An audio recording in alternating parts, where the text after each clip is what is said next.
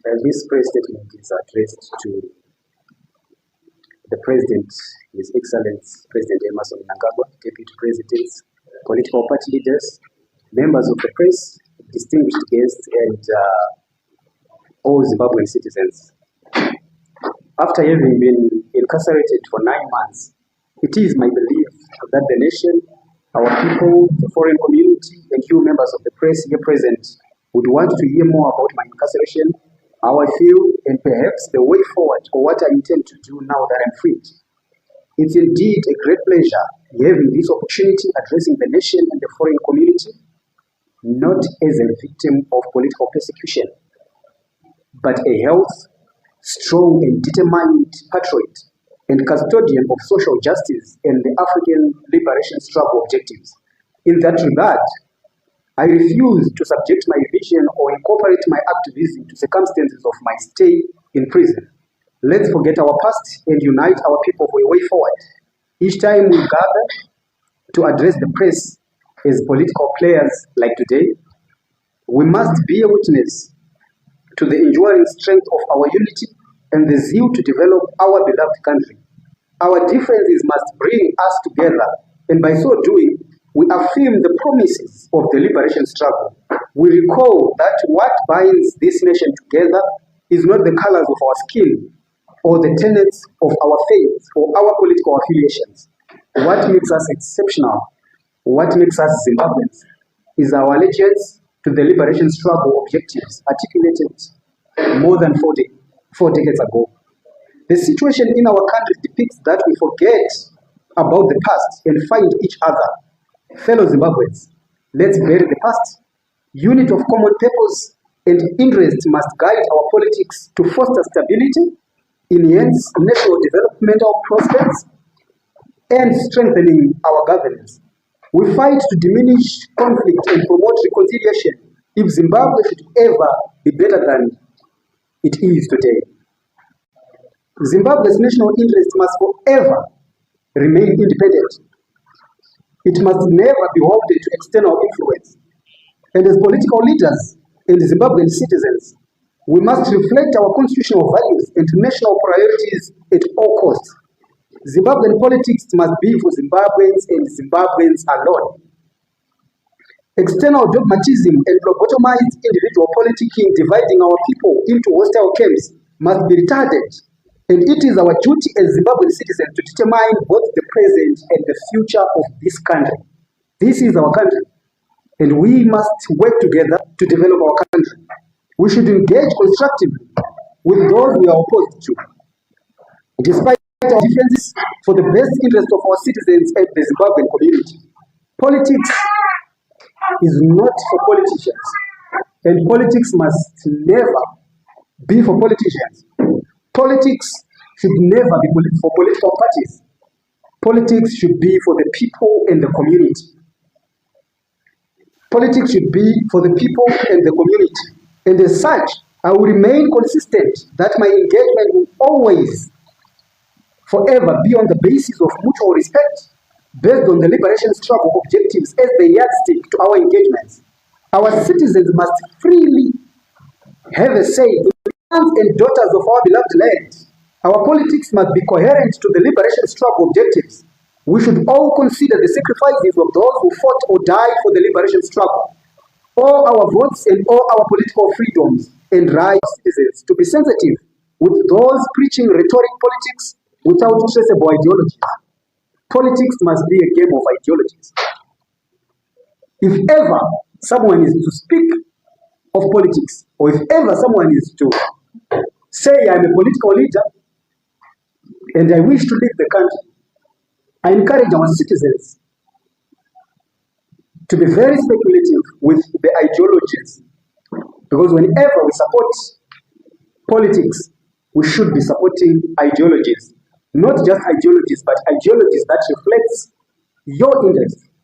Voting, supporting politics, affiliating yourself to any political group should not be on the basis of who is popular, should not be on the basis of creating chaos.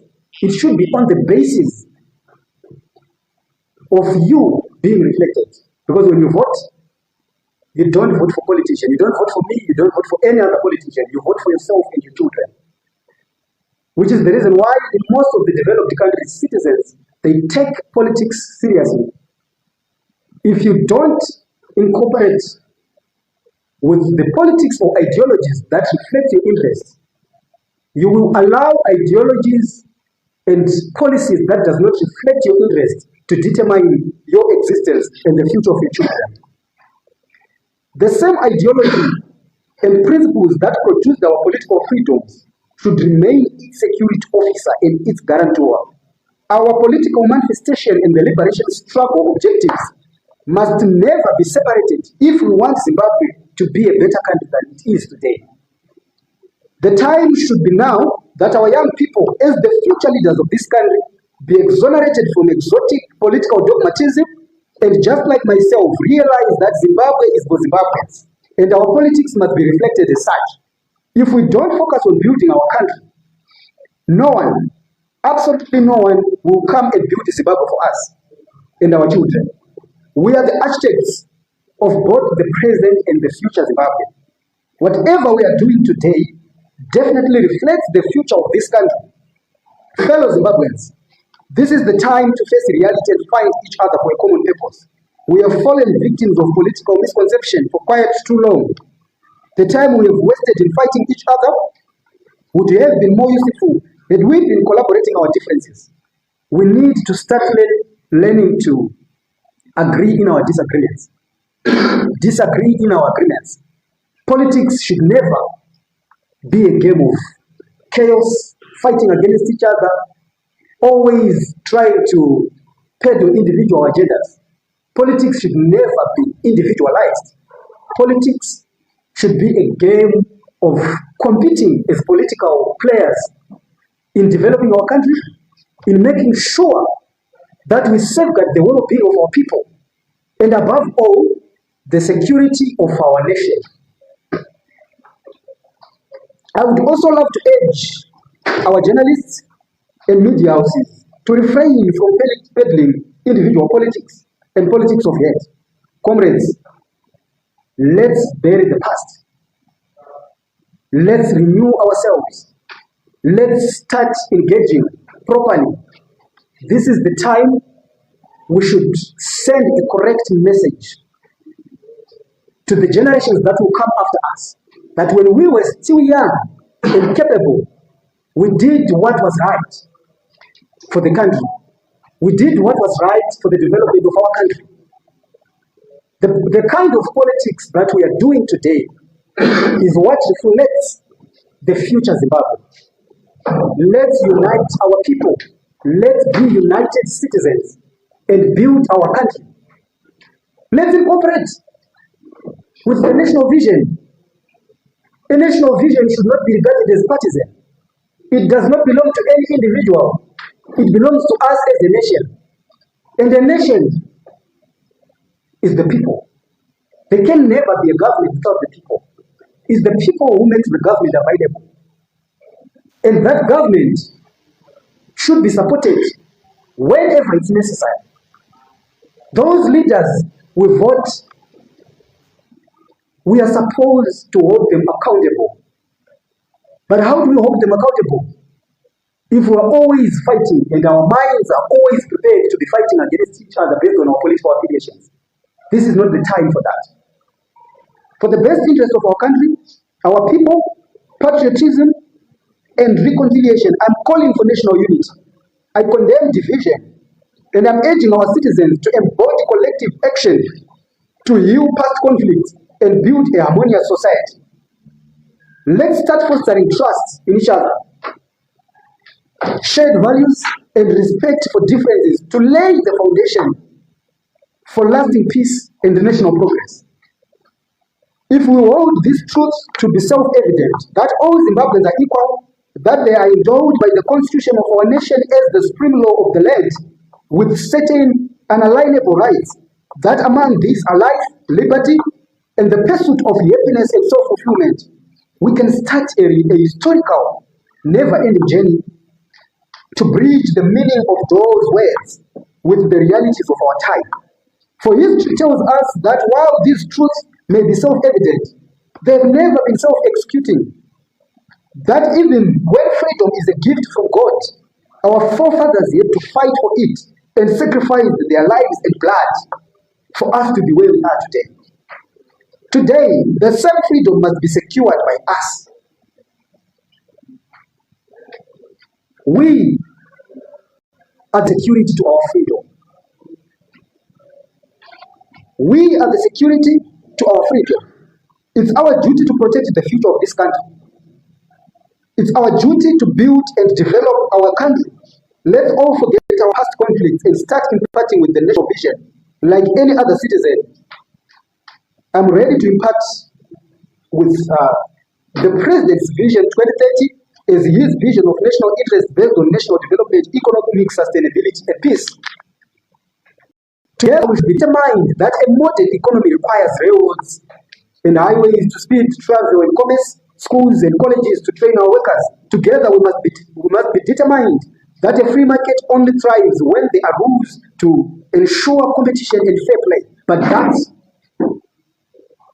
is not the responsibility of politicians alone. It's the responsibility of us as a nation. It's our collective responsibility.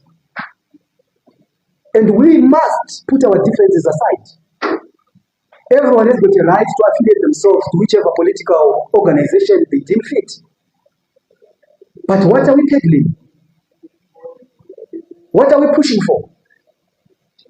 What do we want as a nation? Do we just want regime change? Or we want a better Zimbabwe? Can we not build a better Zimbabwe without fighting for regime change? How long have we been fighting for regime change? And what have we produced? What have we done? What have we achieved? Since 2001, what have we achieved? This is the time to refrain from politics of hate. This is the time to refrain from individual politics. This is the time to refrain from politics of the stomach and start fighting for the development of our country. If you have ideas that you think can help develop the country, then let's do the needful. Zimbabwe's possibilities are limitless, for we possess all the qualities that this world without boundaries demands. Youth and drive, diversity and openness, and endless capacity for risk and a gift for reinvention. My fellow Zimbabweans, we are made for this moment, and we will say it as long as we say it together. It's you and me who are living today. And we are responsible for the situation in the country today.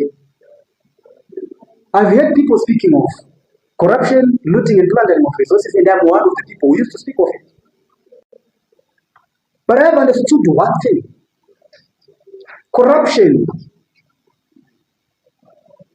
can never be a collective idea. There are certain people, yes, who are corrupt, looting and plundering our national resources, taking advantage of the public offices they are presiding on. This is the time to call a spade a spade. This is the time to hold each and every individual responsible for what they do. We cannot say the whole government is corrupt when there are 2-3 individuals who are corrupt. It's our duty as citizens to help the government fight corruption. It's our duty as citizens and political players, despite the fact that you are in the opposition, your duty is not just being a political player, but the duty of the opposition is to shape our governance, is to shape development in the country. Let's fight against corruption together. Let's help the government fight against corruption. Corruption is being done by individuals, not the whole government. There are individuals who are working so hard for the best interest of this country, and we cannot put them in that bracket of corruption. We need to do what's right. We need to learn to separate things. and hold each and every individual responsible for their actions. Our country cannot succeed when a shrinking few do very well and a growing many barely make it. Our prosperity must rest upon the broad shoulders of a rising third class. We know that we thrive when every person can find independence and pride in their work. When the wages of honest labor liberate families from the brink of hardship, we are true to our creed. When a little child born into the bleakest poverty knows that he has the same chance to succeed as anybody else because he is Zimbabwe. We need to create a Zimbabwe that should have policies count based on our people. Zimbabwe is a third-class nation. We are a developing country. But if our people do not impart with the national vision, how will they be reflected? When we make policies, we need the people's cooperation. We need the citizens' cooperation. We need to create a Zimbabwe that even a child who is born today, even from a very, very poor family, should we have faith that when I grow up, I'm going to be like him. Not because he has got someone in the government, but because he is just Zimbabwean. Just having a Zimbabwean citizenship by birth should guarantee our children a brighter future. But this cannot be done by a divided people. We need to be united and build our country together, put our heads together, incorporate our differences for the best interest of this country.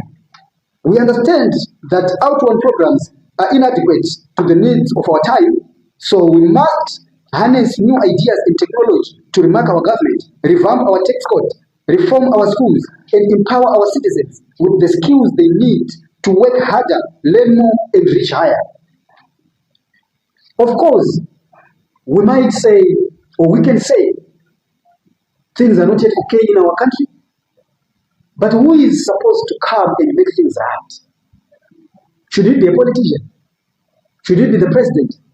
Should it be those in the government? Should we expect it when the opposition takes over? It's not the responsibility of politicians. It's not the responsibility of our leaders alone. It is our responsibility together as a nation. If you have better ideas that you think can improve our governance, bring them on the table. And I believe this government is ready to take your ideas and put them into practice for the betterment of our economy, national development, and the future of our country. Every citizen deserves a basic measure of security and dignity, and we all know that. But it all begins with us as citizens. If we are divided and if we are not united to hold our leaders accountable for the things they will be doing wrong, how do you think it will end? Let's approach them. Let's talk to them. Let's have a say in what we think affects our lives. And they will listen to us. They will listen to you as a citizen. We are all citizens and we are all equal. And we should understand that. Bring your ideas forward. Let's create a better Zimbabwe together. Let's stop fighting. Our media houses, our journalists, let's stop peddling individual politics. This is not the time for the what is in it for me politics. This is the time for you and me to build our nation. This is the time to fight for what is right. This is the time to denounce what is wrong. This is the time to bring new ideas. We have got so many educated Zimbabwean citizens flocking out to other countries. If you run away from your country, who do you think will correct what needs to be corrected in your country? To those in the diaspora, this is the time to rebuild our nation. The more we keep fighting, the more other nations are developing. And you will keep running to their countries, being treated as Makwerekwe, like in South Africa. We will always have an influx of people jumping into other people's countries illegally. Where is our pride? as Zimbabweans?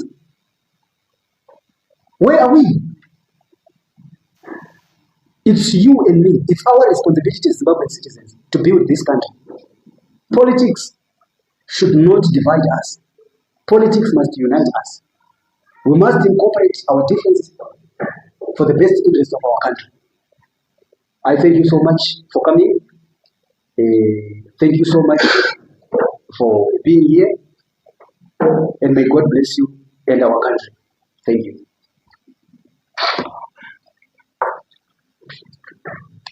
Now it's time for questions.